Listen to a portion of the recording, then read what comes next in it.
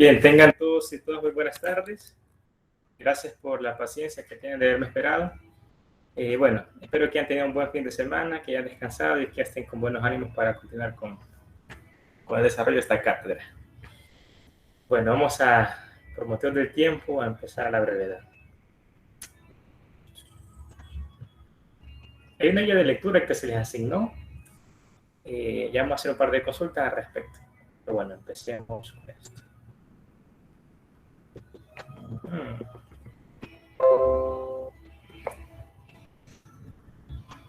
Solo me hacen un favor. Me pueden confirmar si logran ver en pantalla completa. Sí, licenciado. Vaya, entonces ahora lo que sigue es, díganme si avanza la presentación. Vaya, ahorita le acabo de cambiar la diapositiva. Cambió. Ahorita sí. ¿Sigue cambiando? Sí. Va, ok. Creo haber encontrado cuál era el problema, pero ya vamos a probar. Por eso es que en las clases anteriores nunca presentaba en pantalla completa porque le daba a avanzar y no lo hacía, pero veo que está funcionando. Vamos a comenzar a hablar un poco del tema de la inversión. Y como ustedes recordarán, les decía, miren, hablar de el derecho económico internacional es necesaria la normativa interna. Y cuando hablamos de cuál es el régimen jurídico de la inversión extranjera, necesariamente tenemos que consultar la ley de inversiones. No perdemos pues ese enlace. Entonces, yo quiero invitarlos a que preparen su ley de inversiones, descárguenla, ¿verdad? Si prefieren la imprimen para mancharla, para hacer apuntes, comentarios, como a ustedes mejor les parezca. Pero háganlo, ¿sí? Porque les va a servir. Entonces, para hablar del régimen jurídico de inversión extranjera, vamos a comenzar hablando de algunas generalidades, algunos comentarios ligeros, ¿verdad?, sobre el contenido de esta ley. Bueno, siempre hacemos el anclaje constitucional. Nuestro orden constitucional, o más bien nuestros preceptos constitucionales, predican un orden, ¿sí? Un orden económico. Y este inaugura, más bien, este orden económico se comienza a perfilar a partir del artículo 101 de la Constitución. Y particularmente en este artículo, en el inciso 2, se dice que el Estado promoverá el desarrollo económico y social mediante el incremento de la producción, la productividad y racional utilización de los recursos. Ok, es un deber del Estado, es un principio a cargo del Estado, es un punto de llegada para el Estado, el fomentar el desarrollo económico y social. ¿Sí? Y el constituyente ha sido como muy intencionado al decir desarrollo económico y social, porque en estas dos frases, en lo económico hay todo un debate, ¿verdad? Si es posible el desarrollo económico al margen de lo social o si lo social siempre va aparejado a lo económico. Y a modo de reflexión, quiero decirles que el concepto de lo social es tremendo, ¿sí? Es difícil conceptualizarlo. Si yo les pregunto a ustedes qué entienden por social, yo encontraría diferentes posturas. Es más, voy a hacer ese ejercicio. Veamos. Mayra Tobar, ¿me escucha, Mayra? Buenas noches, Lick. Sí la escucho. Bien, muchas gracias. Con sus propias palabras, no le pido una definición exacta, pero cuando digo social, ¿qué entiende usted por social? Bueno, yo entendería que es algo enfocado al ser humano, a las necesidades básicas del ser humano, como vivienda, salud, educación. Ok, muy bien, muy bien. Gracias, Mayra. Carla Pérez, ¿me escucha, Carla? Carla Griselda Pérez García.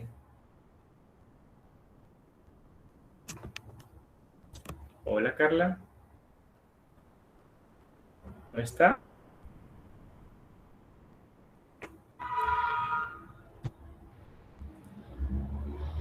Bien, Alejandra Vanessa López.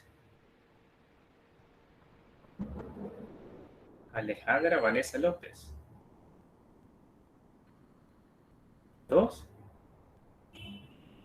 ¿No están conectados todos y no pueden participar? Vale. Veamos a alguien más. Alison Dayana Montes. Sí, buenas tardes.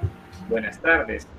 Alison, la misma pregunta. Cuando digo social, ¿qué entiende usted por lo social? ¿Qué es lo social? Tal vez como el bienestar colectivo. Bienestar colectivo. Ok. Gracias, Alison. Bueno, escuchemos la tercera participación. Brenda Natalie Sosa. Brenda, la misma pregunta. ¿Qué es lo social? Buenas tardes, Lee. ¿Me escucha? Sí, le escucho bien.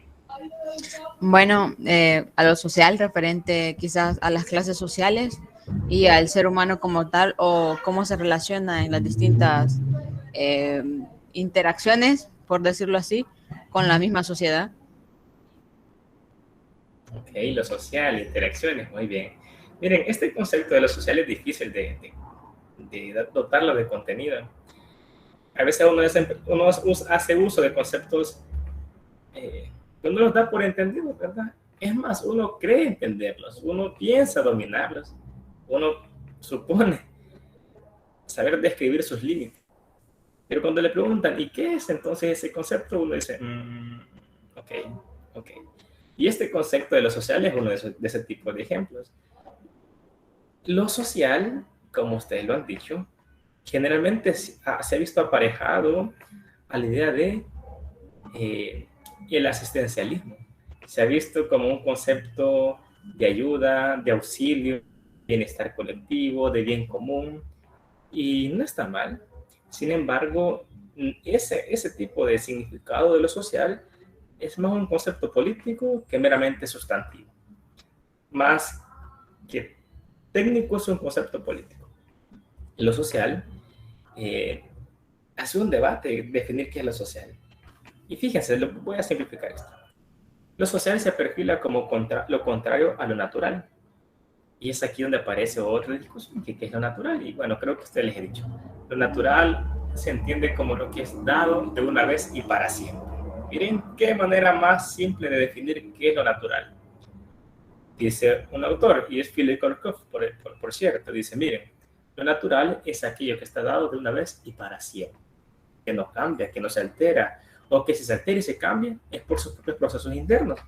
Pero en cambio, lo social es el producto de la actividad humana. Lo social es el resultado de la interacción humana, como decía por ahí Brenda. Entonces, lo social se transforma, se construye.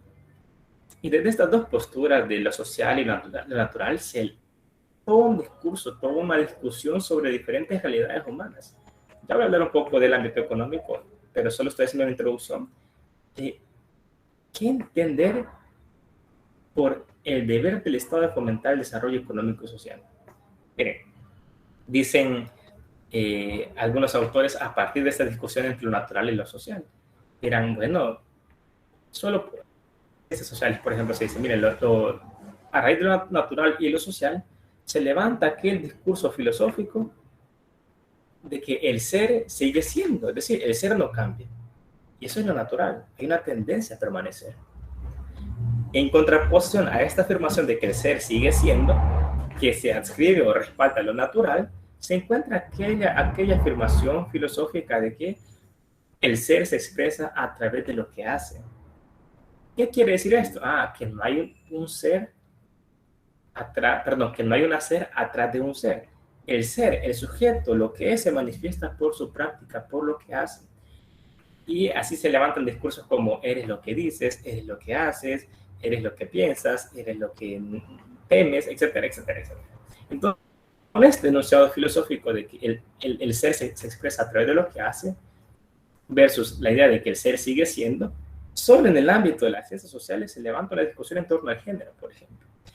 Aquellos que sostienen que el género es una categoría digamos, malversada o construida de cara al sexo, dicen, bueno, el sexo es una construcción natural que está así. De cara a aquellos que piensan que el género es una construcción social que en el devenir del desarrollo humano, producto de la interacción humana, es que se puede crear. Y bueno, hay un debate tremendo sobre esto. Esto es en el ámbito de las ciencias sociales.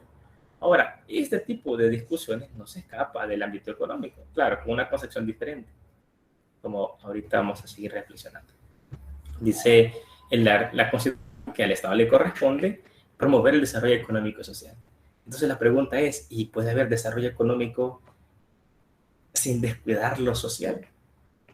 Y surge aquel eterno debate, por ejemplo, entre el desarrollo económico o el desarrollo empresarial versus la conservación del medio ambiente. ¿Hasta qué punto el Estado está en el deber de promover el desarrollo económico, la empresa, la libertad económica, garantizarla? ¿Pero a costa de qué? ¿Hasta qué punto se puede llevar esto? Y hago esta pequeña reflexión porque en el ámbito del derecho económico internacional hay una potencia, hay una fuerza y un vigor de los inversionistas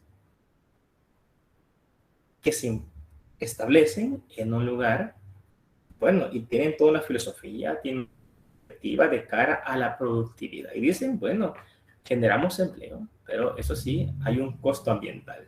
Bueno, generamos empleo, pero hay un costo en el recurso humano. Bueno, generamos empleo, pero hay un costo en las políticas públicas.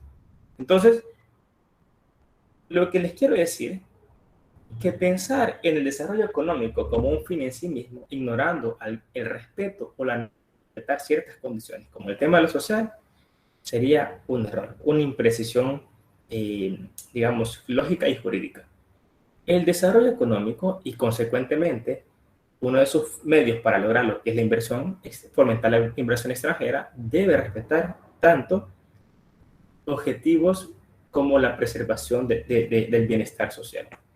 Pero le digo ahora, ¿qué es eso de lo social? ¿Qué entendemos por lo social? Ya decían ustedes, miren, lo social es el bien común, lo social es atender necesidades básicas, necesidades comunes. Es cierto. Eso puede ser una concepción que responda a lo que estoy diciendo a continuación. Pero lo social va mucho más allá de satisfacer necesidades comunes, necesidades básicas, más allá de garantizar el asistencialismo. Lo social está aparejado a lo histórico, a la conservación de la especie en tanto que especie humana. Por eso el desarrollo económico no puede fomentarse a costa de sacrificar bienes jurídicos, intereses sociales que están a la base, sirven de fundamento de la propia condición humana. Lo tradicional que ya les dije es, no se puede considerar como un absoluto el desarrollo económico a costa de la integridad ambiental. Los daños ambientales requieren reparación ambiental, reparación económica por parte del inversionista que lo daña. En El Salvador, ¿cómo se garantiza esto? Bueno, hay diferentes mecanismos, pero uno de esos es la famosa jurisdicción de lo ambiental. En El Salvador hay juzgados y tribunales de lo ambiental o de medio ambiente, que tiene por finalidad promover el respeto y la conservación del medio ambiente. Mira, pero eso casi no se da, no es cierto. No es cierto, sí se da. Que la frecuencia con la que se dan las condenas por daños al medio ambiente son pocas, y eso es otra cosa. Entender esto, que eso está aparejado a una tradición jurídica bastante moderna, emergente. ¿Hace cuánto se comenzó a hablar de esto? Bueno, no, a finales del siglo pasado y a inicios de este siglo es que se ha comenzado a emprender mucho en el tema de la responsabilidad ambiental. Pero entonces decirles, el Estado está en el deber de promover el desarrollo económico, pero también el desarrollo. Y generalmente hablamos solo del económico, pero descuidamos esa otra cara de la luna que forma parte de un solo cuerpo. ¿Y cómo hace esto el Estado? Bueno, la Constitución plantea que debe incrementar la producción, la productividad y fomentar la racional utilización de los recursos, optimizar, es decir, obtener el mayor provecho posible usando la menor recursos necesarios para ese fin. Y una de las formas, entre otras, de garantizar o más bien de promover o de apostar por ese desarrollo es abriendo las puertas a la inversión extranjera en el país. El considerando 2 del decreto 732, decreto legislativo que corresponde a la ley de inversiones, reconoce la forma de promover el desarrollo económico y social es a través del incremento de las inversiones nacionales y extranjeras. Nosotros nos enfocamos en las extranjeras por el tipo de curso, sin embargo, el inversor pues, puede ser tanto de origen nacional como de origen extranjero. Ven que Pasó la diapositiva.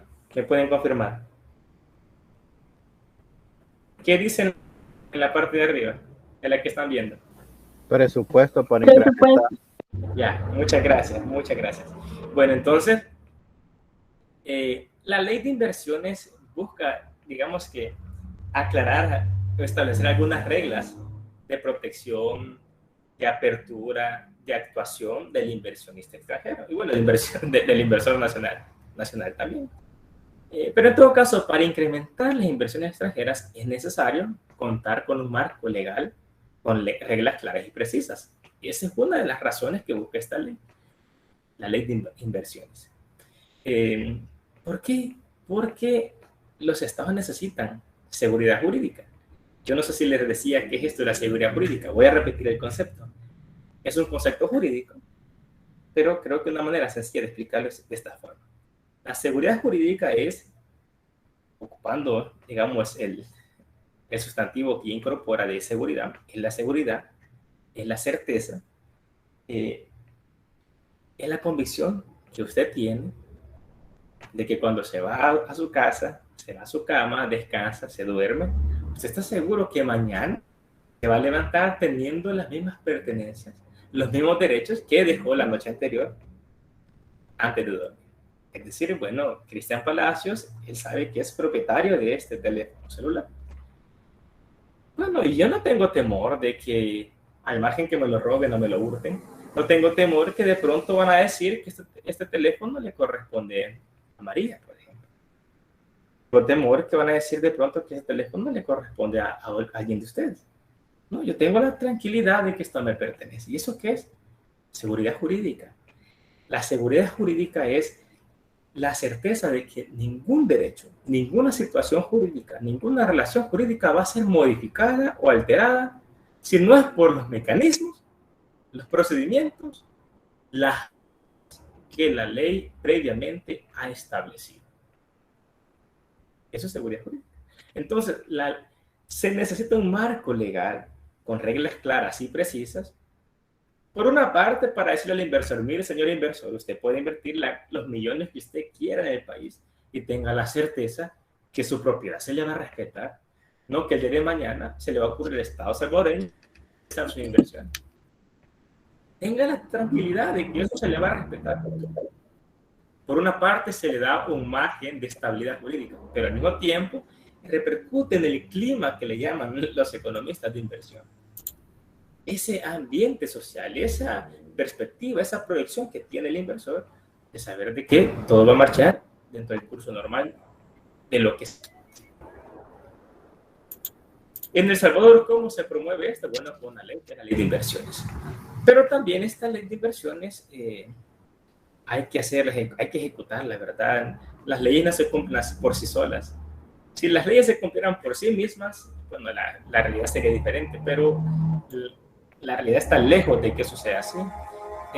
Para eso se necesitan de institutos, de infraestructura, de personal capacitado que se encargue de hacer valer el contenido de una ley de inversiones como la que estamos comentando. Así se crea, por ejemplo, una oficina gubernamental encargada de promover las inversiones y facilitar a los inversionistas el cumplimiento de los requisitos y procedimientos requeridos. Se habla de la Oficina Nacional de Inversiones. Yo no le he dado seguimiento a esto, por lo menos los últimos meses, pero sí se encarga de proyectar o se ha encargado de proyectar, de impulsar políticas, de impulsar estrategias o alguna campaña de publicidad con el fin de atraer inversiones, con el fin de orientar al inversionista incluso. El objeto de esta ley de inversiones es fomentar las inversiones en general y la inversión extranjera en particular. ¿Cómo podemos definir una inversión? Hay diferentes ideas que ustedes pueden encontrar en diferentes textos, incluso ideas más especializadas, pero de manera sencilla podemos decir que una inversión es todo activo dirigido a la producción de bienes o servicios y a la generación de fuentes de trabajo. Repito, todo dirigido a la producción de bienes o servicios y a la generación de fuentes de trabajo. Esto no excluye a los nacionales, puede ser efectuado por nacionales como por extranjeros. Solamente que en el caso del extranjero, como ya medio anunciaremos más adelante, generalmente el extranjero busca, solo voy a silenciar un micrófono, perfecto. Creo que alguien tiene el micrófono encendido, por favor, apáguenlo. Ya, gracias, gracias.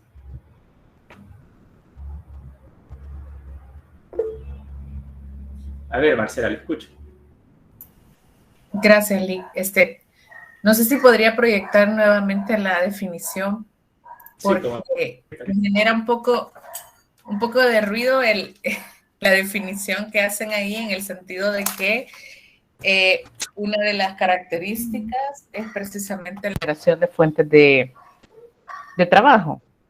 Sí, y ahora las inversiones, sobre todo en la nueva, digamos, ola del capitalismo financiero, realmente lo que menos hacen es generar fuentes de trabajo, más bien ahora creo que las eliminan, pero y no, vaya, por ejemplo, en este caso de la generación de fuentes de trabajo. Perdón, no le escuché, hubo un ruido acá. No, ok, no, le decía justamente eso, pues que siento que la definición de la inversión, según la ley de inversiones, valga la redundancia, se queda muy corta y quizás un poco idealista, porque también incluso se está intentando atraer inversiones aquí de tipo financiero. Pensemos en la ley Bitcoin, ¿verdad? Pensemos en esa apuesta por ese activo especulativo que no va a generar ningún empleo. Todo eso se queda en un sistema, el blockchain, ¿verdad? Que pues precisamente prescinde de las personas.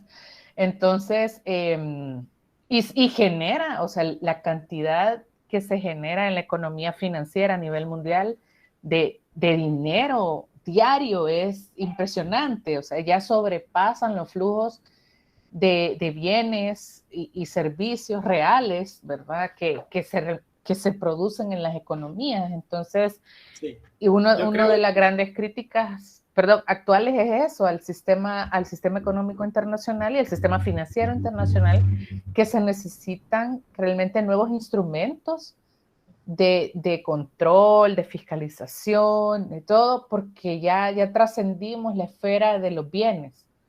Sí, eso, yo creo que el concepto, más bien cómo se perfila en nuestra normativa, incluso pensar en el fomento del empleo se ve más, como se dice, a nivel ideal, ¿verdad? Pero también responde a un contexto. Creo que la realidad que estamos viviendo, como usted dice, el capitalismo financiero, un capitalismo especulativo, que ya ha por superado aquel capitalismo que está fundamentado en la explotación ¿verdad? Y en la generación de riquezas por la producción o la intervención humana directamente. Acompaño su observación. Sin embargo, digamos que la noción de inversión que se presenta en esta ocasión, como más adelante habrá una diapositiva, es pensada cuáles son las ventajas de fomentar la inversión. Ya veremos que entre esas aparece el estimular, digamos, a las fuentes. Ahora, que ya a lo mejor eso no responde totalmente, como usted pone bien el ejemplo, mire, una ley Bitcoin que cada persona en sí misma puede hacer sus propias inversiones, quizás en mercados que no son nacionales, rompe con el paradigma, rompe con el esquema que tradicionalmente hemos conocido como generar riqueza o como producir riqueza. Pero sí, su observación es totalmente acertada. ¿Alguien más quiere agregarse algo más? Ya, ok. Bueno, logran ver que pasé la diapositiva, ¿verdad? Es que tengo temor de que no pasa y que yo quede aquí hablando yo solo. Sí, Lee. Ya. El artículo 13 hace referencia a algunos tipos de inversiones. Entre ellas aparecen las aportes de capital. Por ejemplo, para constituir una empresa, en el país tenemos diferentes bancos cuyos, pues, el grueso, ¿verdad?, de la liquidez, pues, son de fondos extranjeros o más bien los accionistas. Las acciones principales no pertenecen al ámbito nacional. Para adquirir empresas, el famoso ejemplo de fusionar o adquirir bancos, ¿verdad? Son algunos ejemplos de ello. Otros tipos son la suscripción de acciones en sociedades. Este concepto de empresa subsidiaria la veremos más adelante. Incluso les voy a compartir un video del Banco Central de Reserva. Alguien hace una exposición de cuál es la ventaja de las empresas de inversión extranjera. Y entre esas aparece el tema de la inversión, de las empresas subsidiarias, que son diferentes a las sucursales que se establecen en un país. Pero esta ley nos da alguna idea de qué tipo de inversiones pues, se hace referencia a esta ley. ¿Son las únicas? No, no son las únicas. Yo creo que son más de tipo ilustrativo o ejemplificativo. Y bueno, otros ejemplos que aparecen por ahí.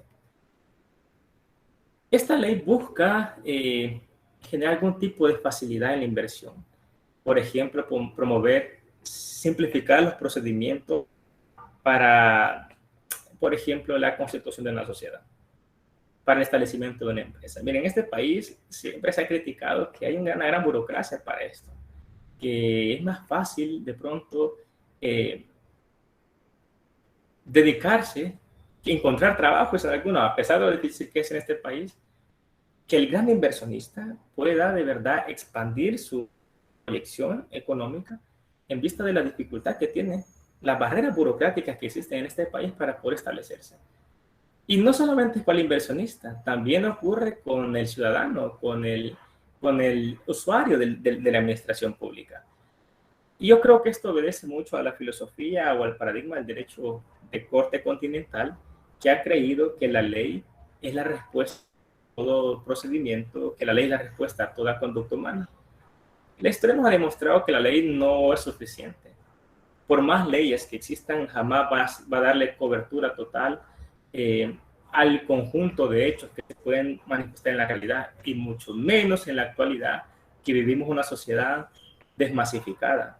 Y este concepto de desmasificado, incluso más adelante, pero el ritmo de la sociedad no responde, no deja por muy por detrás a lo que es el ámbito legislativo.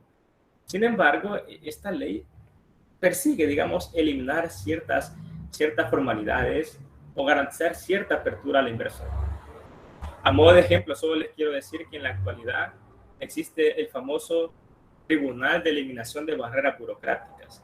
Si nunca han escuchado hablar de él, yo les invito a que tomen nota. Tribunal de Eliminación de Barreras Burocráticas, el famoso TEB, TEW,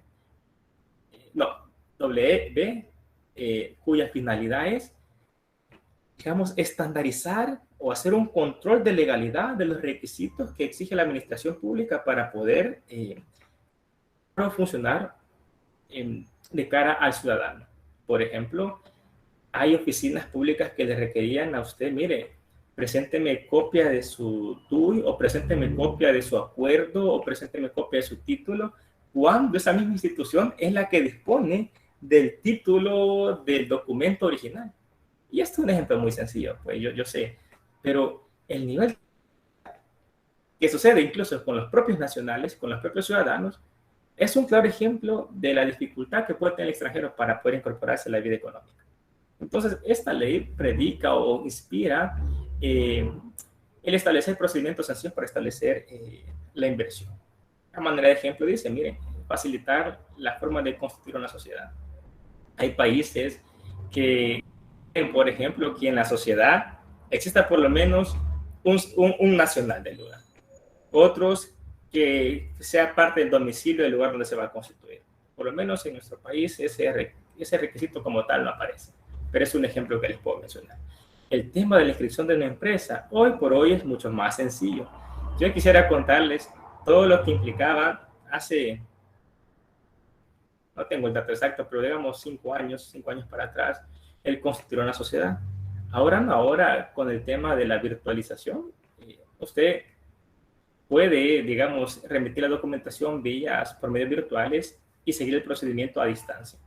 Claro, eso no es totalmente una realidad virtual. La realidad virtual sería que usted en el computador, en el dispositivo, pudiera varios y ahí mismo llevar a cabo la ejecución de la petición. Pero no, nosotros entendemos muchas veces por hacer virtual solamente una cuestión mecanizada. ¿Qué hacemos? Llenamos el formulario que está en papel y lo escaneamos y lo mandamos en digital. Eso no es realmente una digitalización. Eso más bien es una cuestión más automatizada. El inscribir una sociedad el constituir una sociedad e inscribir una empresa requiere una cantidad de procedimientos increíbles. Yo les pongo ahí un par de ejemplos. Primero, tiene que llevar a cabo un par de trámites en el registro de comercio. ¿Qué implica esto? Solo les cuento así rapidito. Ustedes y yo nos queremos unir para poder emprender un negocio que compra y venta de inmuebles. Si queremos incurrir en el mercado de bienes y raíces. Lo primero que tenemos que hacer, o por lo menos lo que deseamos hacer, es constituir una sociedad. ¿Qué hacemos para esos efectos? Bueno, buscamos a un notario que nos asesore, que nos recomienda para poder adecuar el tipo de sociedad que necesitamos. Dirá, mira, hay sociedades anónimas, sociedades por acciones, sociedades de personas. Hay una variedad de sociedades. Pero el primer paso, saltándome un montón de cosas, es que usted y yo suscribamos el respectivo contrato de sociedad. El notario lo autoriza. Y uno podría pensar, bueno, está listo, ¿no? Para esto hay que ir al registro de comercio a inscribir esa escritura. La inscripción significa que usted presenta el documento o una persona jurídica nueva y el Estado le va a reconocer existencia legal, la va a investir de derechos y obligaciones, por lo menos para hacerla ponibles y funcional frente a terceros. Luego de esto hay que... perdón, hay una cosa que les quiero contar. Pero la inscripción en el registro de comercio no crean que es una cuestión sencilla. Para empezar, solo por una... Cada socio tiene que estar solvente tributariamente hablando, por lo menos a nivel municipal, por ejemplo. Si usted no tiene cómo acreditar que está solvente, le van a decir, mire, presénteme la solvencia municipal. ¿Y esto qué implica? Que vaya al lugar de su domicilio a pedir, por ejemplo, la carencia de bienes, es decir, si usted tiene propiedades, para ver si usted debe tributos. Y si debe tributos, no le dan la solvencia municipal, y mientras no le den la solvencia municipal, usted no puede inscribir el pacto social de la escritura respectiva, de la sociedad respectiva. Y usted dirá, mire, licenciado, pero yo creo que eso es correcto. Yo creo que es una forma en la que el Estado garantiza el pago de tributos. Sí, no digo que no, solo estoy diciendo que no es sencillo, aún para los nacionales. El tema del registro de comercio y de qué se escribió, hay que sacar, por ejemplo, el famoso número de contribuyente. Si usted quiere tributar, inscribir en la alcaldía su establecimiento comercial, generar el famoso, la factura, ¿verdad?, para poder operar dentro de la legalidad en términos tributarios. Es decir, aún para el nacional, para el pequeño inversor hay dificultades, no se diga para el capital extranjero y para la gran empresa. Por eso yo creo que aún y cuando esta ley se queda pues muy corta, podríamos pensar en la actualidad, sigue siendo, digamos, el bastión legal con el que cuenta El Salvador para poder hacerle frente a estas circunstancias. Y bueno, luego habla de un tratamiento inversionista. Yo en la práctica no he visto mayor trato diferenciado al inversionista extranjero con el nacional en términos legales, o sea, eso quiero decir. Y con el tema de... Permítanme, creo que alguien quiere ingresar. No.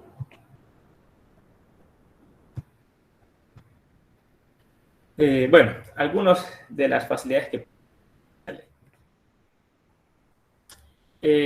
esta ley retoma algunos principios que son básicos en materia de protección de inversionistas o de inversiones. Y estos principios no aparecen solamente para el tema de inversiones, sino que también aparecen recogidos en el tema del comercio internacional. Más adelante lo vamos a ver, pero ahorita los enunciamos ligeramente para esta materia.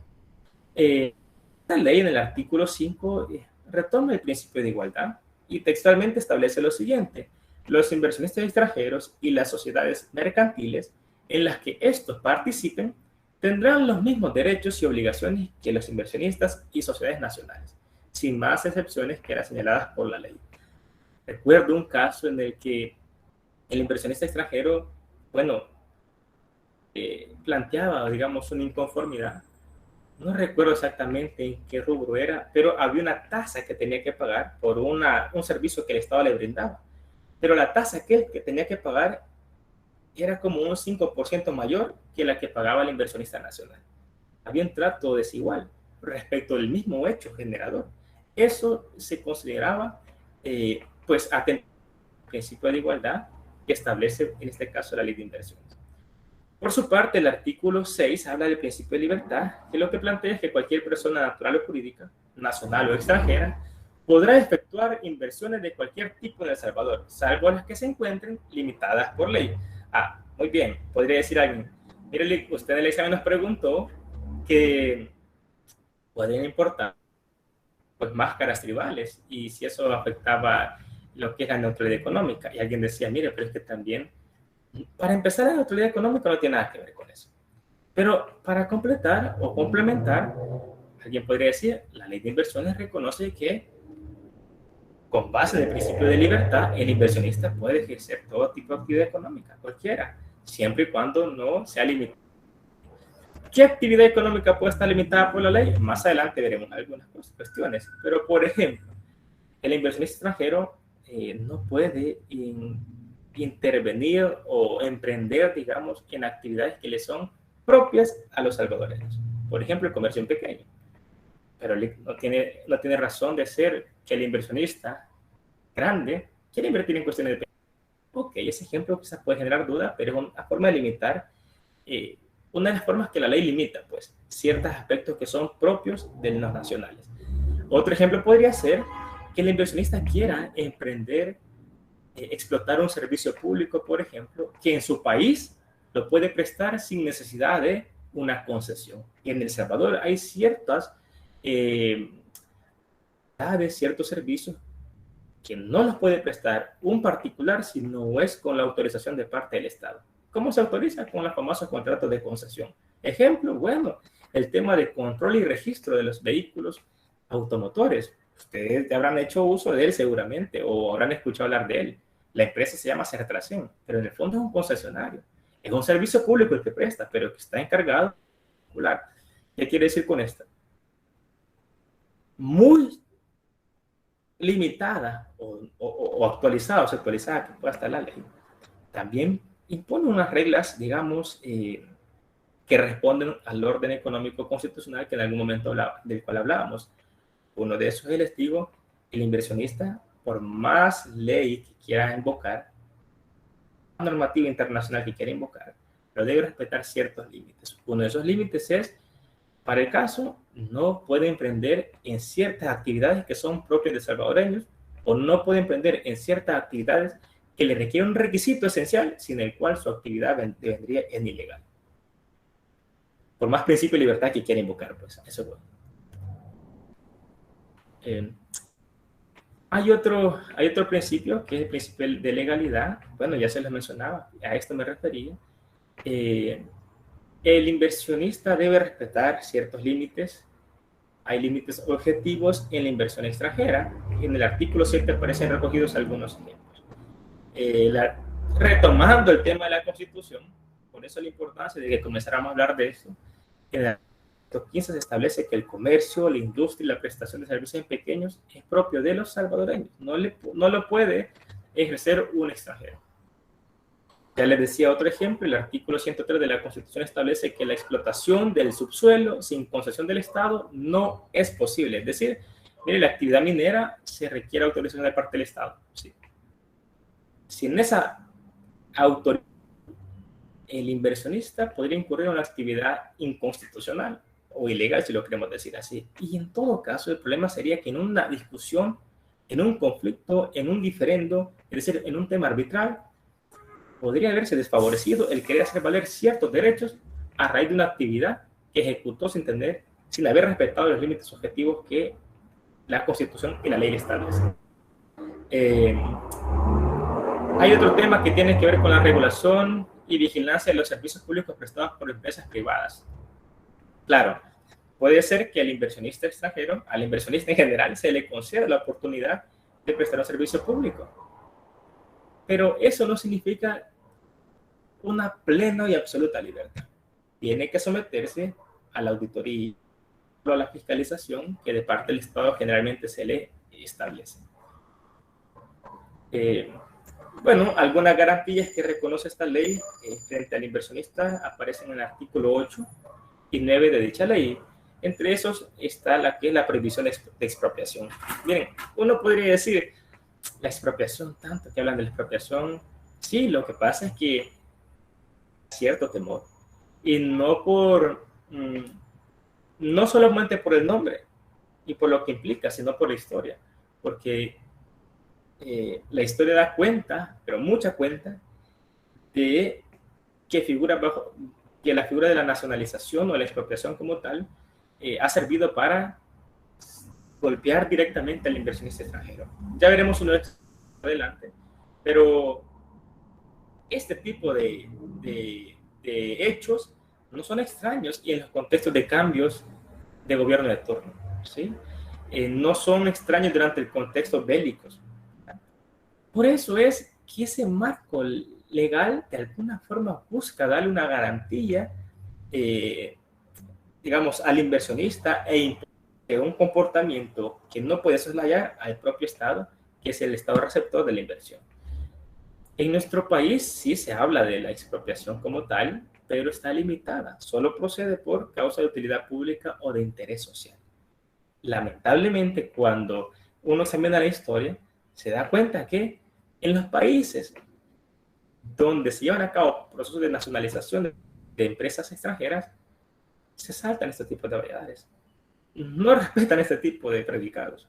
De ahí, pues, que se recurre a otras figuras para proteger al inversionista, como más adelante lo veremos. Hay países que cuentan con convenios en materia de inversión.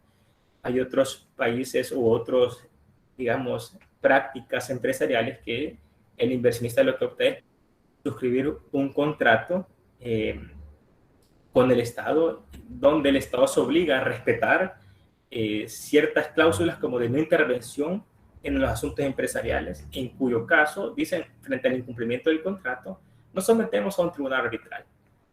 Ya veremos esto más adelante, pero ¿qué le estoy diciendo? Nuestra ley reconoce ciertas garantías para el inversionista, la prohibición de expropiación. Habla de la transferencia de fondos al exterior en el artículo 9. Por ejemplo, lo relacionado con la liquidación de una sociedad, el pago de préstamos, pago derivados de expropiación, es decir,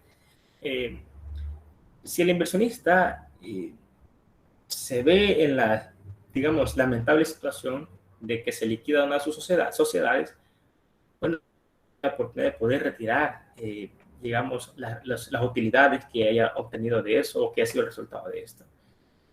En la práctica no he visto yo una situación como esta. No sé hasta qué punto se haría valer, digamos, tal situación de cara a esto, pero por lo menos es un enunciado que nuestra ley reconoce. Y de otros aspectos como el tema de la residencia del inversionista, pues que estos son más personales. Vaya, esto es lo que más o menos les quería ya plantear. La ley reconoce la posibilidad de que el inversionista pueda someter sus diferencias con el Estado a tribunales extranjeros. ¿Cuándo esto es oportuno? Bueno, en dos escenarios. Yo acostumbro a dividirlo en dos escenarios. Cuando el inversionista no confía en el sistema judicial público, ¿sí? Y no confía no por un tema de justicia o injusticia, sino por la forma en la que actúa, la forma en la que se llevan a cabo los procesos. Si usted nunca ha tenido la oportunidad de intervenir en un proceso, yo sé que no es abogado, pero me refiero por cuestiones personales, penales, pues si no, pueden ser cuestiones económicas, o alguien conocido que ha formado parte de un proceso como tal, bueno, es difícil un proceso judicial. Son tardados. Y eso que son tardados en cuestiones muchas veces sencillas. Yo no sé si ustedes habrán escuchado del caso de la vivienda. Ese caso tuve la oportunidad de conocerle este año incluso. Casos, ya lo vamos a comentar. Casos como la vivienda, casos como Quimagro, casos como McDonald's versus Servipronto, que usted dice, mire, reviso el expediente y este proceso no comenzó hace 5 años, que de por sí 5 años es demasiado. O sea, cuando uno mira la legislación nacional, cuando uno mira las leyes, los códigos, y uno dice, qué bonito se escucha, porque pareciera que el proceso está diseñado para que dure a lo mucho 8 meses. Pero 8 meses es risible, es lo menos que puede durar. Y uno advierte que hay procesos que llevan 1 año, 2 años, 5 años, 10 años, 20 años. 20 años, licenciado, para que poder recuperar un tema, un componente económico. Sí. Ya les voy a comentar algunos ejemplos de los que yo he conocido, que no tiene directamente que ver con material de arbitraje, pero que sí tiene que ver con inversión extranjera dentro del problema del ámbito nacional. En todo caso, les decía, uno de los escenarios donde el inversionista opta por someter sus controversias a tribunales extranjeros, como CIADI, en el caso de que entiende que el costo de someter sus diferencias a un tribunal nacional es mucho más caro que la propia controversia y las pérdidas que le puede generar. Ya les decía, el alto costo que significa mantener vigente un proceso judicial es una cuestión elevadísima. Pago de abogados. Es decir, no solo un recurso, es un recurso, digamos, emocional, un recurso de tiempo, un recurso material, un recurso de proyección empresarial incluso. No es favorable a una empresa saber que está en una discusión judicial. No es favorable. Bueno, ese es un escenario. El otro escenario donde el inversionista opta por no tomar la vía del Servicio de Administración de Justicia Público es cuando de los aspectos de forma simplemente no cree en las garantías internas de justicia. Por ejemplo, cuando considera que las garantías constitucionales internas no son suficientes para poder protegerse a sí mismo. Dirán, bueno, advierto que el gobierno de turno tiene una perspectiva ideológica de tal forma que excluye pues mi actividad comercial, etcétera. O sea, cuando el inversionista considera que tiene, digamos, ciertas desventajas ideológicas, políticas, entre otras, y pues decide someter sus discusiones a un tribunal extranjero. En este caso, el artículo 15 dice que en caso de que surgieran controversias o diferencias entre los inversionistas extranjeros y el Estado, referentes a inversiones de aquellos efectuadas en El Salvador, las partes podrán acudir a los tribunales de justicia competentes de acuerdo a los procedimientos legales. Reitero. En caso de que surgieran controversias o diferencias entre los inversionistas nacionales o extranjeros y el Estado, referente a inversiones de aquellos efectuadas en El Salvador, las partes podrán acudir a los tribunales de justicia competentes de acuerdo a los procedimientos legales. Dice el artículo 15, bueno, si hay controversias, ustedes pueden irse a los tribunales comunes. Pero yo les digo, en ocasiones el inversionista decide, no me quiero someter a eso. Para esos efectos suscribimos un convenio de arbitraje o una cláusula de sometimiento a arbitraje. Ya voy a explicar más hasta esto. Igual, si hay algo que estoy diciendo y no me lo logran captar, por favor, háganmelo saber. Reitero, el artículo 15 le reconoce al inversionista la posibilidad de que acuda a los tribunales de justicia competentes a dirimir sus diferencias. Pero yo les digo, en ocasiones no existe esa voluntad de someterse a los tribunales nacionales.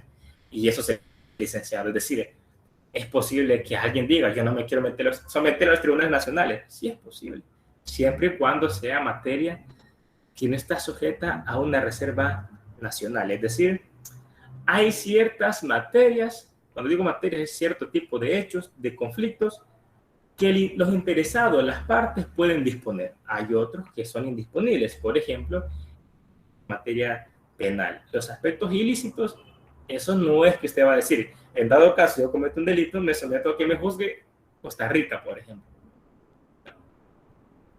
En caso de que yo no le pague los alimentos a mis hijos, por ejemplo, me someto a que me demanden, pero allá en Panamá. Tenemos una ley que se llama la Ley de Mediación, Conciliación y Arbitraje, ilustra al respecto y dice qué materias están excluidas del radio de disposición de los propios interesados. En materia de derecho privado, como es el ámbito comercial y de inversiones, generalmente sí se puede disponer de eso. Y las partes deciden entonces suscribir un convenio de sometimiento a arbitraje o en el contrato principal incorporar una cláusula de arbitraje. Y en esa cláusula pueden decir que si se incumple el contrato, en dado caso se irrespete el tema de la inversión, pues se someten a tribunales especializados como es el CIADI o mejor llamado Centro Internacional de Arreglo de Diferencias Relativas a Inversiones. Pongo pausa acá, porque vamos a hablar ya del tema conflictos, algunos conflictos a nivel interno. Pero en El Salvador, ¿qué casos he conocido y que, digamos, ilustran, como muy bien decía Marcela, creo que a veces se queda corto, no, quizás no solo la ley, sino el ordenamiento jurídico nacional como tal? Voy a empezar a contarles quizás el más antiguo y terminaré con el caso de la vivienda. El caso McDonald's no es un conflicto entre Estado e inversor, aclaro, lo dejo claro. Es un conflicto entre dos partes, dos particulares. Aquí estamos hablando de controversias entre el Estado y el inversionista. Pero les voy a dar un ejemplo de conflictos entre dos particulares, pero que nos cuenta, nos relata las dificultades que puede presentarle el someterse a un proceso interno, un proceso judicial interno, y no optar por una vía alterna como es un tribunal arbitral. Este caso de McDonald's versus Servipronto lo que plantea es que Servipronto, ¿sí Servipronto es? Sí, creo que Servipronto es el nombre original de la sociedad. Épocas previas al conflicto armado, creo que por la década de los 70, por ahí,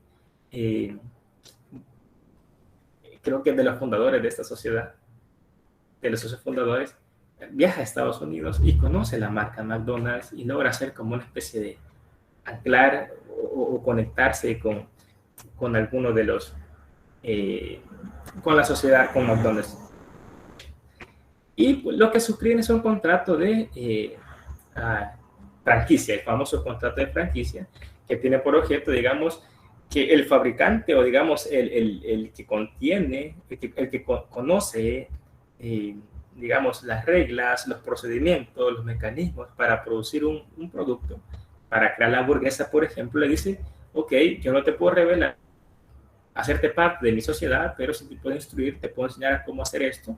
Se establece la empresa donde tú deseas, yo te acompaño y te voy dando la asistencia. La asistencia que va a implicar, por ejemplo, la capacitación del personal, que va a implicar el tema de la publicidad, cómo abrirte el mercado, que va a implicar el uso de mi marca como tal, la M de McDonald's, colores y todo esto. Ok, un contrato de franquicia. A cambio de eso, le dice la empresa estadounidense, tú lo que vas a hacer es entregarme ciertos reconocimientos económicos que llevan el nombre de regalías.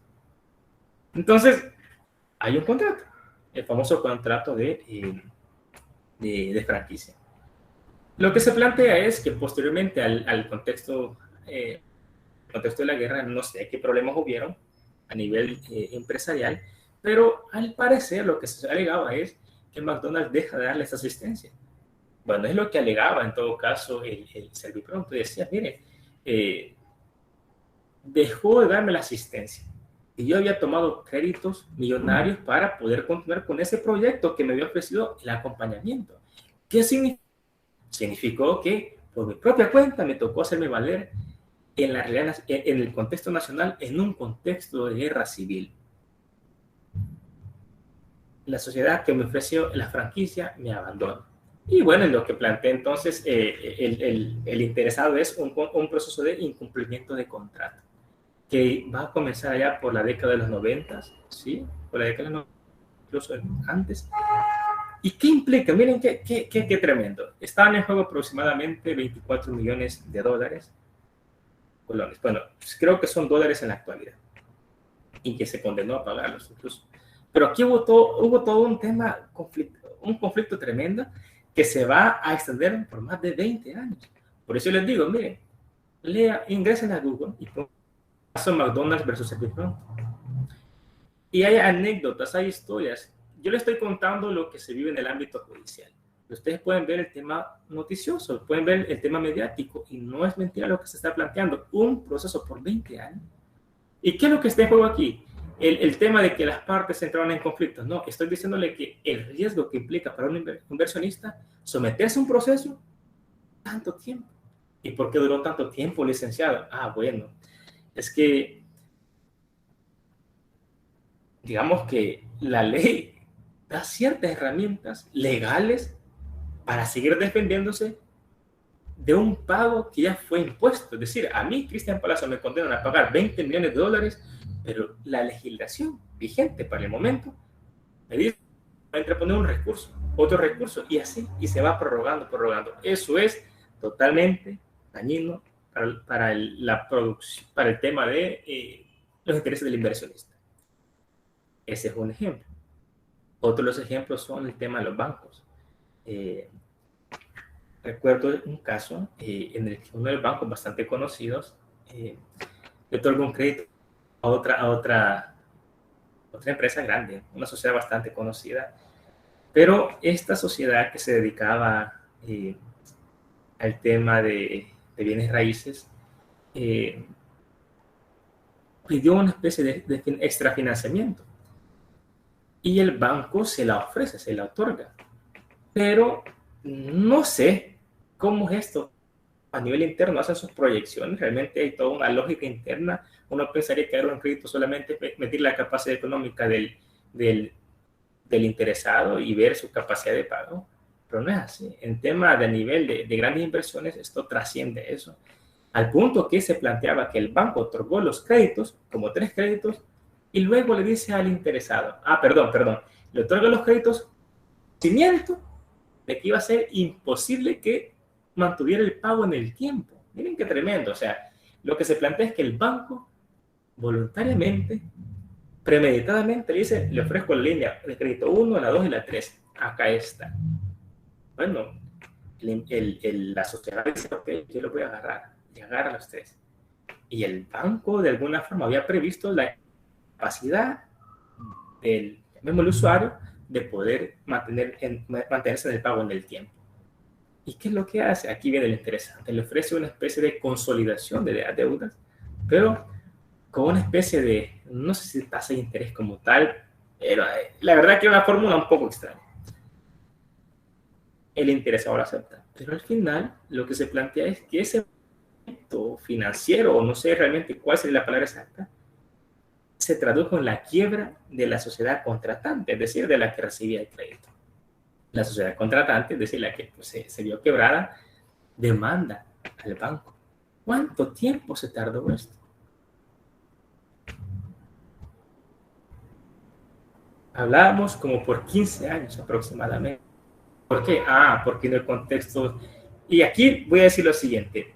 La demora no fue tanto por procedimientos legales, sino por asuntos sociales, contextos históricos, que vino el tema de los acuerdos de paz, que vino la depuración del órgano judicial, que vino la reforma judicial. En otras palabras, el clima o la seguridad jurídica como tal para dirimir un conflicto a nivel interno. Lamentablemente, se trata de un caso en el que se hace evidente una vez más el riesgo que implica el someter una controversia a nivel interno de cara a los intereses del inversionista. Claro, les digo, los ejemplos que les estoy dando son conflictos entre particulares. Está bien. Pero lo que está en juego es ¿por qué se opta por someterse a tribunales extranjeros? Y un último caso, que este sí lo habrán escuchado, es el caso de la vivienda, ¿verdad? $49 millones en juego. Se plantea la discusión entre una sociedad dedicada al tema azucarero, ¿sí? A la producción de azúcar, y que lo que se plantea es que un banco lo llama la quiebra. No da vivienda como tal, porque la vivienda de momento no existe en el momento en que se genera el contrato original, pero que es el que le da seguimiento, porque es la transformación y la absorción. Creo que fue una absorción que se dio entre bancos, la que llevó a la vivienda a tomar el lugar, pues, del conflicto procesal. ¿Cuánto tiempo se llevó a cabo en este proceso? No fueron 20 años ni 15 años como los casos anteriores, fueron muchos menos, pero sí hablamos aproximadamente de, no sé, no me acuerdo si eran 7 u 8 años por ahí, pero la idea es que hay mucho juego, el costo temporal en términos financieros es elevado. Y en este caso, la vivienda por esto quería cerrar con él, me permite decirles, miren, acá en El Salvador se cree mucho en la independencia judicial, y es cierto, incluso yo creo en la independencia judicial como un elemento básico del Estado de Derecho. Pero a veces uno se enfoca en un bloque que ignora, al punto de ignorar otros mecanismos, digamos, legales, con los cuales se procura garantizar un nivel de justicia. ¿Por qué? ¿Por qué digo esto? Yo no sé si ustedes habrán escuchado o habrán visto en las noticias que en el caso de la vivienda, incluso había notas que se publicaban en algunos medios de comunicación escritos, donde mencionaban que ciertas embajadas daban su posición al respecto, una posición que decía, miren, exigimos que esto se resuelva pronto, exigimos un nivel de imparcialidad, y que en el fondo se decía, miren, el que una embajada, el que una comisión de diplomáticos den una tipo de conflicto, lo que significa es un nivel de injerencia. Pero no es cierto, no es cierto. O sea, cuando los mecanismos internos de un Estado fracasan para poderles darle una solución al problema, en ciertas ocasiones va quedando como recurso el tema de los buenos oficios. Y lo diremos rápido más adelante. Pero ¿qué quiero decir?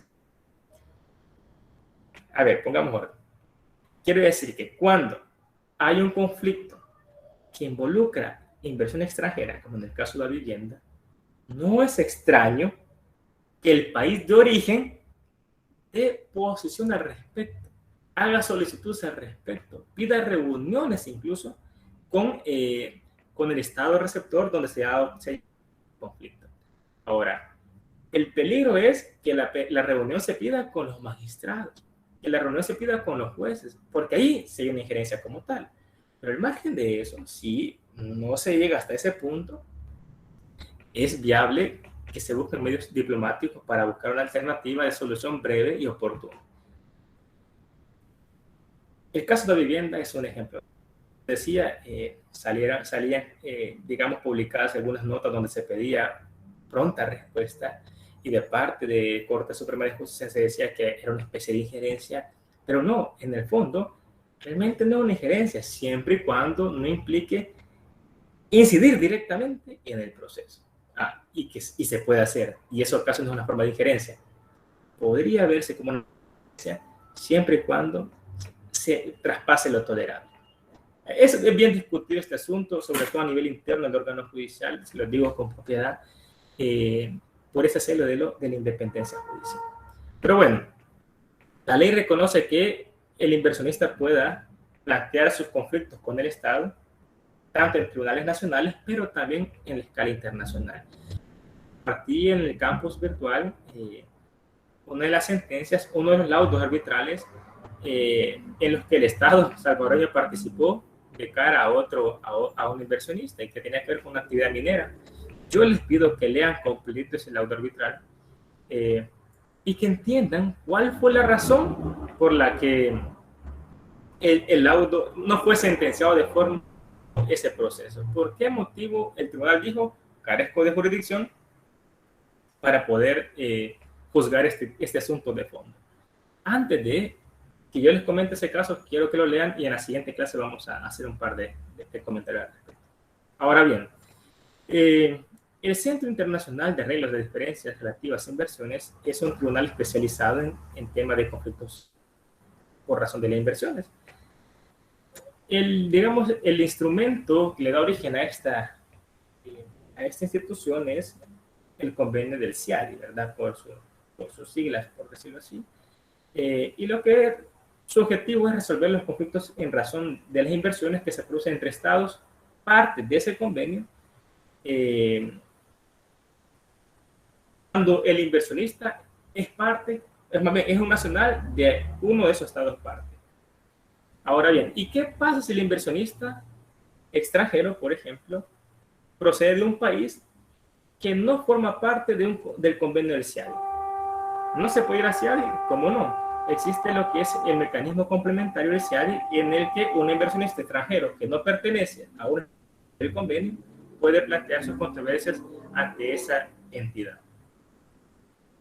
Bueno, hay otros organismos que hablan de temas de inversiones, no voy a hablar de esto, solamente les queda ahí la idea. Pueden tomar la captura de pantalla, después yo les comparto la presentación. Y hablar un poquito del régimen jurídico de la inversión extranjera. Bueno, quizás esto como a forma de reflexión. Yo les decía, creo que en algún momento, la historia de la humanidad, hoy por hoy, ha transitado por tres grandes dimensiones. Una dimensión de lo singular, una dimensión de lo masificado y una dimensión de lo desmasificado. Y que lo desmasificado coincide mucho con el tema de la globalización. No bien si esto se lo explique, pero igual, si ya se lo expliqué, me lo dicen. Bueno, voy a procurar ser breve. ¿Cómo se explica esto de lo singular, lo masificado y lo desmasificado? Y esto sí creo que es importante porque trasciende más allá de lo económico y tiene que ver con todos los rubros de la realidad. Miren, hay autores, sobre todo desde la perspectiva, ¿verdad?, del marxismo ortodoxo, como Pierre Fougeroyas, por ejemplo, que retomando algunas concepciones de Marx, dirá, miren, la historia la podemos comprender en 5 grandes etapas. Y dice él, primero, una etapa del comunismo primitivo.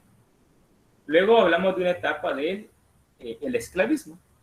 Seguidamente hablamos de la etapa del feudalismo. Luego el capitalismo. Seguidamente una aspiración al socialismo. Y en una última etapa, el comunismo como tal. 5 o 6 etapas. Pero hay autores que han tenido, digamos, la osadía de simplificar ese escenario evolutivo y de atreverse a decir incluso que esa simplificación, esta explicación de 6 etapas, 5 etapas, es incorrecta. Hablamos de autores como Alvin Toffler. Alvin Toffler es un social estadounidense, futurista, calificado por muchos, que dice lo siguiente, miren, dice, fíjense que cuando vemos la historia de la realidad, nos damos cuenta de que hay 3 grandes etapas. Primero, la etapa de la agricultura. ¿Okay? Luego vemos la etapa o civilización de la industrial. Y por último, la sociedad que estamos viviendo actualmente, que no le doy un nombre, pero le podríamos llamar la etapa industrial.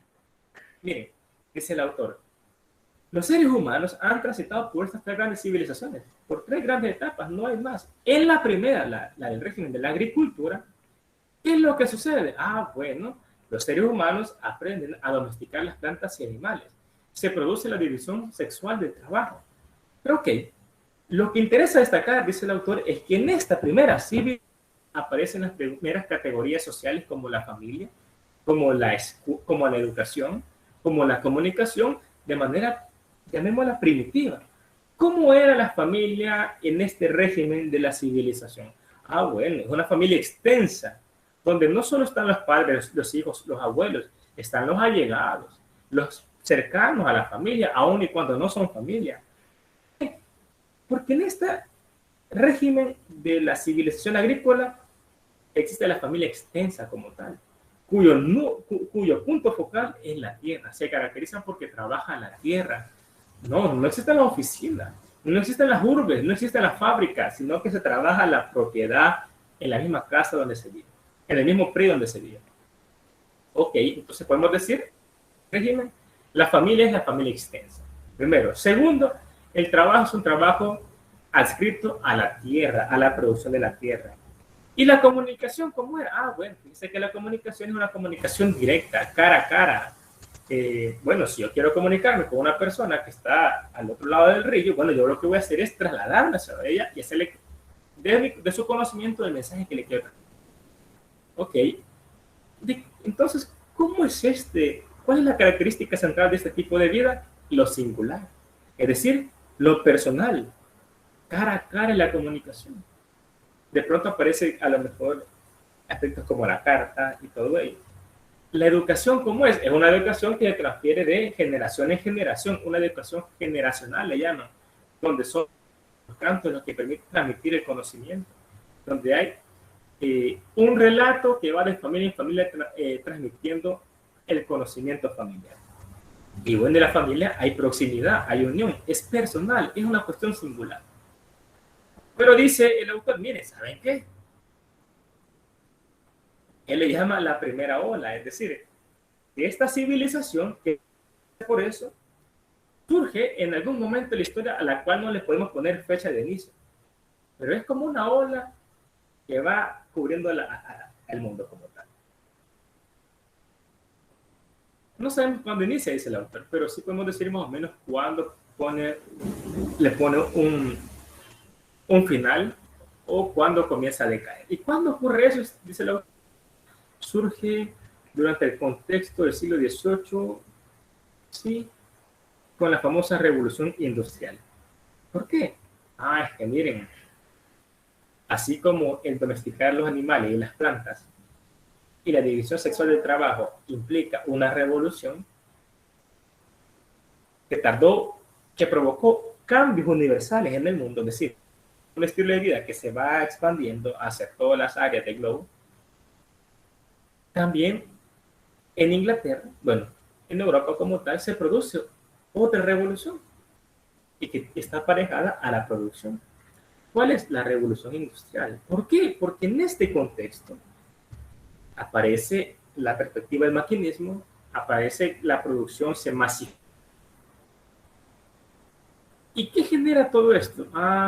Bueno, genera más producción. Sí, pero a nivel de escala social significan cambios radicales. Por ejemplo, es en el contexto de la civilización industrial que surge lo que conocemos hoy por hoy como familia nuclear. El modelo de familia de la civilización agrícola es extensa con los allegados. En la industrial es la familia nuclear. ¿Por qué? Bueno, dice el autor, fíjense que en este contexto del régimen industrial, ya no se trabaja solamente la propiedad rústica, solamente los bienes raíces, es decir, la tierra. A raíz del maquinismo aparecen las fábricas. Las fábricas se instalaron en las grandes urbes y las urbes estaban alejadas de donde comúnmente la gente habitaba. ¿Qué pasó entonces? Los hijos, las personas en edad de trabajar, les tocó migrar, dejar su núcleo familiar y acercarse a la fábrica, es decir, buscar la oficina como tal.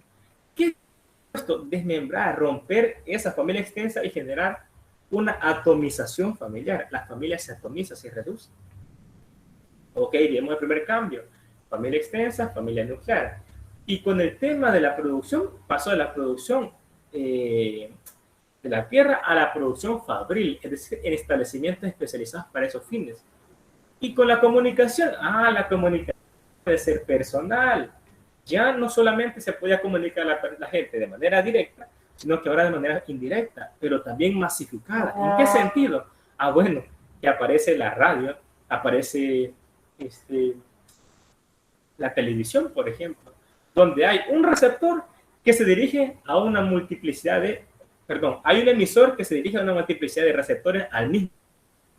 La comunicación se va ampliando, se masifica, y es en efecto, mientras en la civilización agrícola el tema central es lo personal, lo singular, en la industrial el tema central es lo masificado.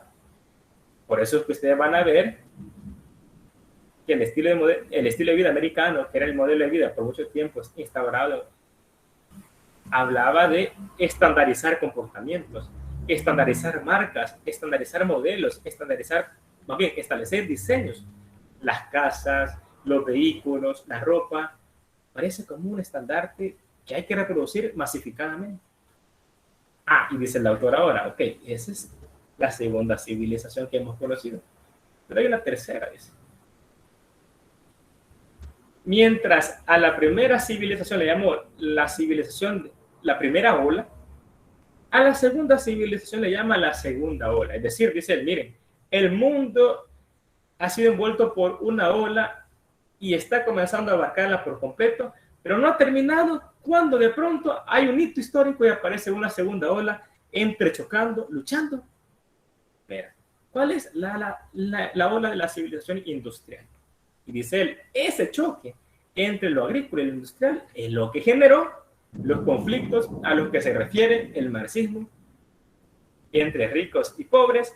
Es decir, Lo que está en juego son las luchas entre el antiguo régimen con el actual. Hay una postura ahí que merece la pena al margen del economía. Merece la pena analizarla bien. Y dice él, con esto quiero conectar el tema de la globalización.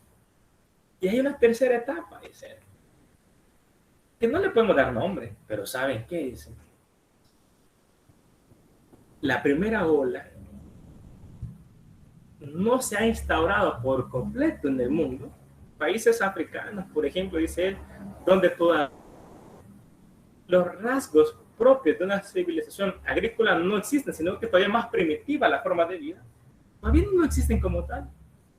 Países donde la segunda ola de lo industrial comienza a llegar, apenas está llegando, que no han completado su ciclo, cuando de pronto se escucha, retumba una tercera ola. Dice.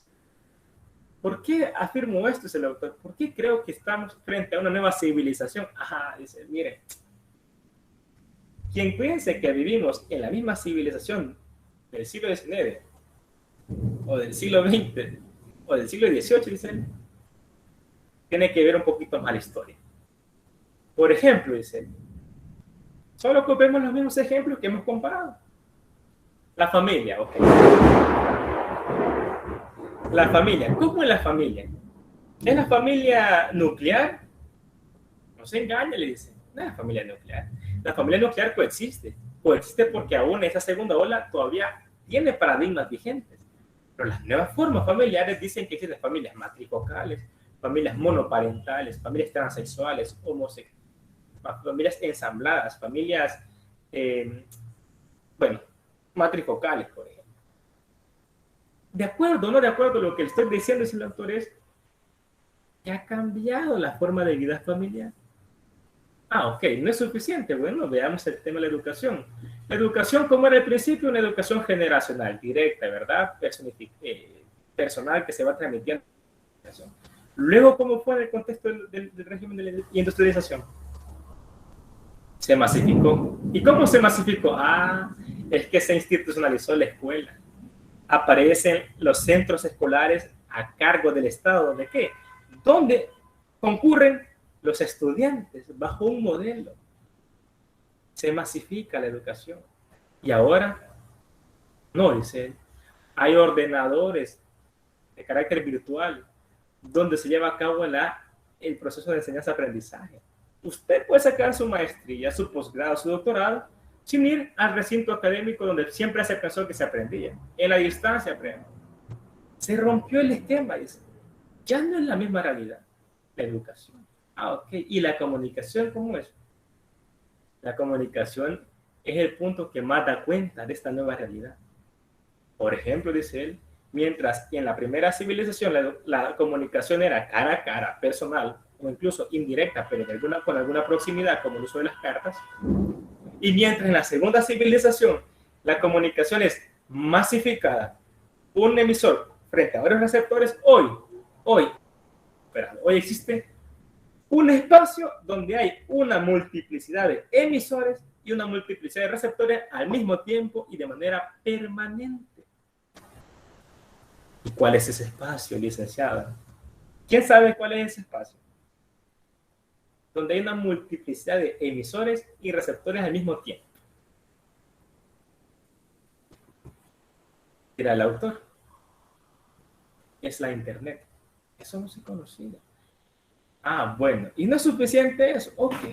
¿Cómo era el trabajo en la primera civilización? Era un trabajo basado en el uso de la fuerza, trabajar la tierra. Ok. Y en la segunda civilización era un trabajo fundamentado en la producción fabril, ¿sí? Las máquinas sustituyen la fuerza que está supervisando. Y ahora aparece la inteligencia artificial y el microchip, donde supera todo rasgo humano de la producción, siempre y cuando con algún nivel de necesidad de monitorearlo, pero hay un abismo increíble entre una y otra etapa. Esta tercera etapa, a la que se le suele llamar por algunos como o postmoderna, da cuenta de las características del mundo económico en la actualidad. ¿Por qué se caracteriza esta tercera época? Si en la primera lo singular o personal, en lo singular, digamos. En la segunda lo masificado. En la tercera es lo desmasificado. ¿Cómo entendemos lo desmasificado? Si masificar es reunir, agrupar, lo desmasificado significa separar, segregar. No. Lo desmasificado significa mantenerlos unidos siempre, pero segmentándolos según sus intereses, propósitos y tendencias. Denme un ejemplo que me hable de que vivimos las redes sociales. Dicen autores que jamás el ser humano había tenido la posibilidad de estar tan unido, tan conectado, pero nunca se había sentido tan solo. Es una paradoja. Nunca el ser humano había estado tan conectado, tan unido, tan cercano a otros, pero al mismo tiempo nunca se ha sentido tan solo. Es la época, la era del vacío, dicen los autores. Sociales son un ejemplo de ello, donde conectan a la persona, pero causan una sensación de vacío. Pero en todo caso, hablo de las redes sociales por el carácter de lo desmasificado. ¿Qué hacen las redes sociales? Las redes sociales lo conectan, pero desmasifican. ¿Por qué? Porque a usted lo van a agrupar con otros semejantes que tienen intereses, tendencias, políticas, filosofías similares a las suyas. Por eso no es extraño que las redes sociales a usted lo clasifican a su vocación hacia cierto aspecto o fenómeno en particular que le llama la atención. Eso es desmasificar, no es separar, es mantenerlo agrupado, pero conforme a sus propias singularidades, a sus propias personalidades. La globalización hace clic con esto. Vivimos un mundo globalizado, interconectado, atendiendo el perfil del interés de cada uno. La moda ya no es el esquema, ya no está de moda, y lo digo no como una opinión personal, sino que a raíz de lo que los libros enseñan.